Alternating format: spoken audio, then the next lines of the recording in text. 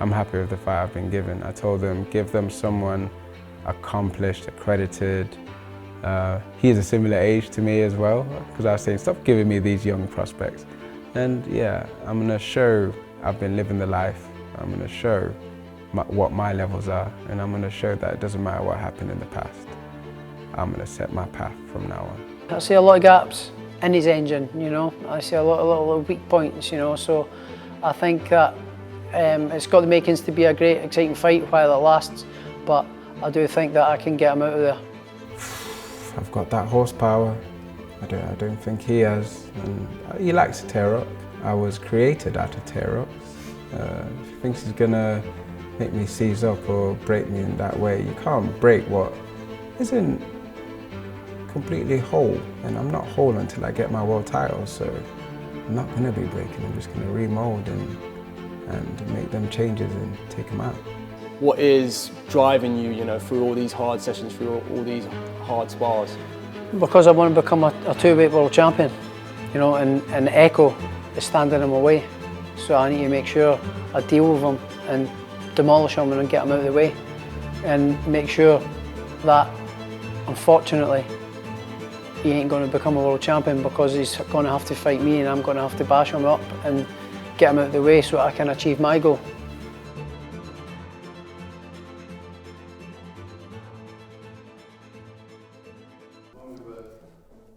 What gym did we go to when we was in Australia? The highlight of my career? Probably winning the British outright. Not a lot of boxers do that. Like, they win the British and then they just use it as a stepping stone and fob it off. But I've won it outright, and I think there's only 3 boxers that have done that in the last 18 or 20 years. So, yeah. Has your professional career gone the way you expected it to go? Yes, because as an amateur, I never won the ABAs. I was denied the chance of the Olympics. I broke my hand before the Commonwealth Games, even though I was picked to go. And I knew exactly what I was capable of. It just didn't happen in the amateurs. And as a pro, going into the pros, like, if you do something, you do it properly. I've been doing exactly right in the wrongs what I should have been doing in the amateurs, but I'm going to be doing more.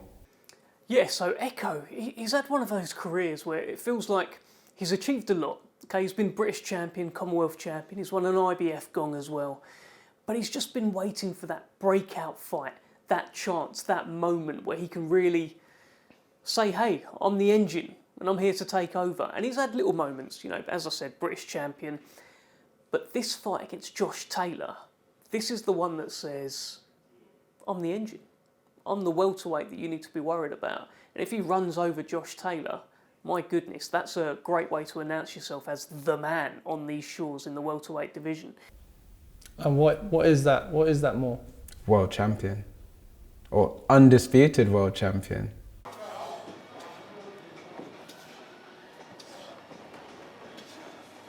So Josh Taylor, he's in this position where he's been at the top of the mountain. He's seen it all. He's been at the very top of the sport. Not so long ago, he was in conversations about what would happen if he boxed Terence Crawford. These kind of pound-for-pound names. He was up there. He was in everyone's top pound-for-pound list. So he's seen the mountain top. I never ever thought we'd be saying, right, let's go for undisputed world champion. But this now became a realistic goal to become undisputed world champion, because I was like, I had 3 fights guaranteed with the WSB. The first one with Ryan Martin, then it was a world title fight with Ivan Barancek, then it was the unification fight with Regis Prograis.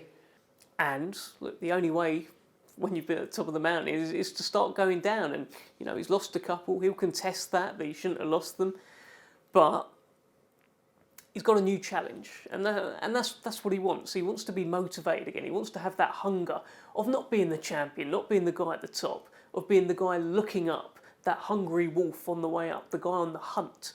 And it looks like he's got that. Are you in a place now where you're almost more motivated than ever?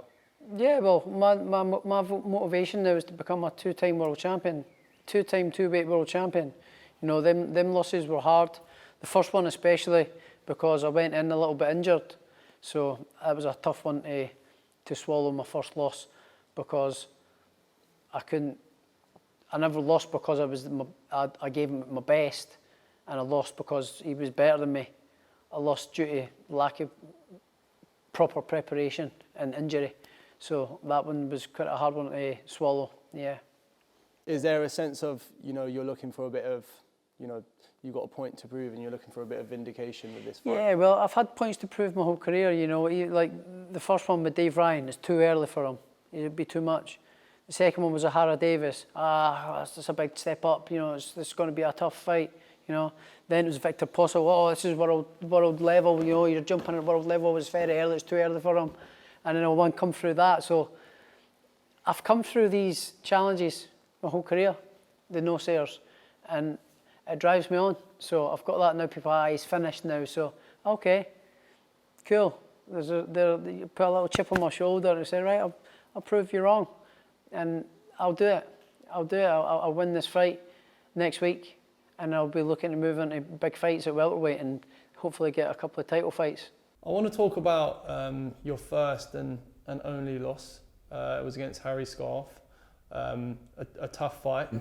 Obviously, I wasn't not happy with the result. Wasn't happy. I questioned some of the things that happened in the fight, and I went away and I thought, okay, yes, you can question the things that happened in the fight, or say this was unfair or that was unfair. But what could I do to make sure that even if that was the case in another match, it wouldn't make a difference? And I went away and I changed my mindset. Every round, my opponent needs to hit the floor or be hurt or just get them out of there. Every round will be entertaining. Every round, I'm just going to take you out. And proof's in the pudding from the past couple of fights. And Ekow seems to be in this position where he's found himself against younger guys who are fancying it, who maybe sniff a bit of blood in the water and think that they can come and take him down, add him to his resume. Owen Cooper thought he was going to overcome Ekow Essuman and go and do his thing. Ekow Essuman is so stubborn, he won't go away. And even when Owen Cooper knocked him down, how did the fight end? Ekow came back. Ekow stopped him. Ekow is just this Ekow that we can't get rid of. And these younger guys are coming up to try and do it, and they just can't.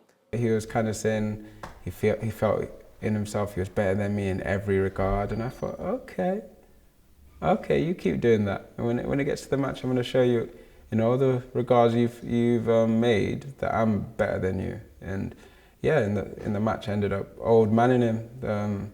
Said he was better at speed. I beat him to the punch. Said he was fitter. I had him on the ropes, suffocating him.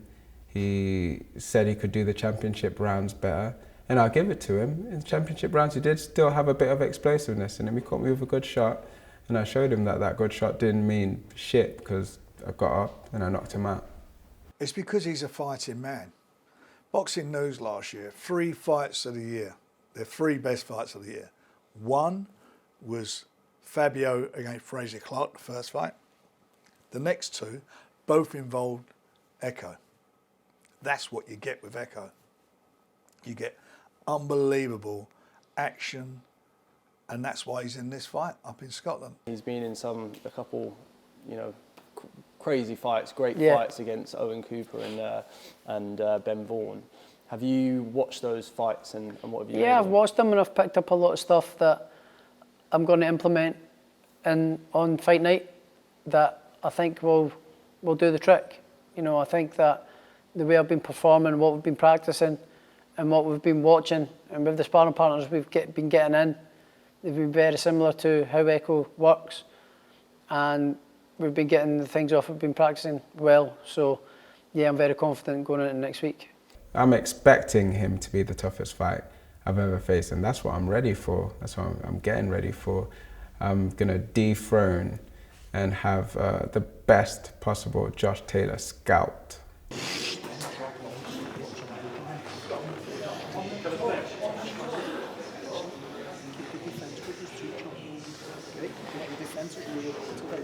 Push! Right hand. Just Got me a nice one. Tried to do it a couple of times and just, yeah. Because he's kind of, he's like peekaboo, isn't he? Yeah. So it's like that, then round the side. Yeah. Yeah. I want to get them. Fighting at the level that we've just discussed, that top level, is that where kind of that experience? Do you think that will come into play a lot in the fight? Yeah, it's got to. But at the end of the day, we've both got two hands and a chin, and the chins can be cracked. So if one lands on the right spot, it's game over. But unfortunately for Ekow, I don't think he's going to get near me.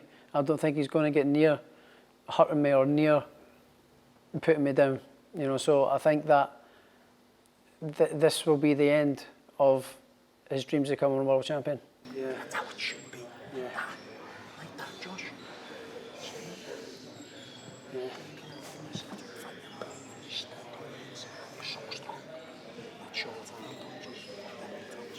Kids we've had in have been really quick. Stylistically wise, similar to Ekow, but very quick. And then today, the guy's strong, dingy, good variety, but a little bit slower. Yeah. I'm really happy. He looked.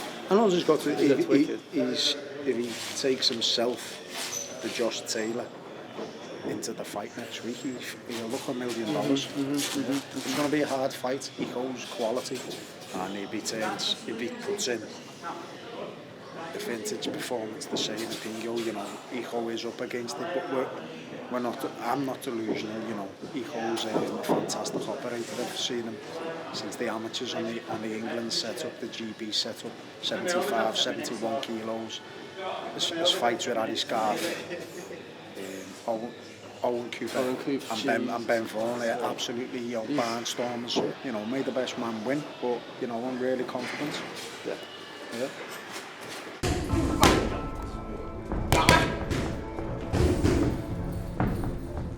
Where do you see your advantages over Josh? My mind, my creativity, my resilience. There's no give up in me, and my why. Your why? My why. What is your why? My why is my family, my children, making a better future for them, getting that world title. My whys. The word that I would use to describe him at the moment is relentless. I know because I'm in and around him every single day. I live with him through camp, and the guy is hell bent on achieving that world title. And Josh is in his way. He had that loss to Harry Scarf, so to be fair, I think that's what done it. So him losing to Harry Scarf was kind of a blessing because it's opening his mind more. You know what I'm saying? It's made him more determined. You know what I mean? Obviously, the loss that Harry gave us a little bit of a setback of what we wanted to achieve, but it's made Ekow more determined. Look, his last two performances of the show. I've envisioned this, both of us standing in the middle of that ring with a nail in our front foot and just going for it, bang, bang, and fighting. I've envisioned it being that kind of fight. I've envisioned it me outbox him, manoeuvre him, walking him onto shots. I've envisioned this fight so many times, but different ways. But it's always been me coming out on top, victorious. It's like, we know what Josh Taylor's about. Like, people are saying, oh, he's not looked good in his last couple of fights, but it's coming up a weight, so this could be a new Josh. So we're going in there like, it's still undisputed. Like, that's how we have to treat it. It's still undisputed, and we're going in there to take it off him. Like, that's what it is. The arena will be, it's packed, I know it's sold very, very well, but they're all going to be behind Josh Taylor.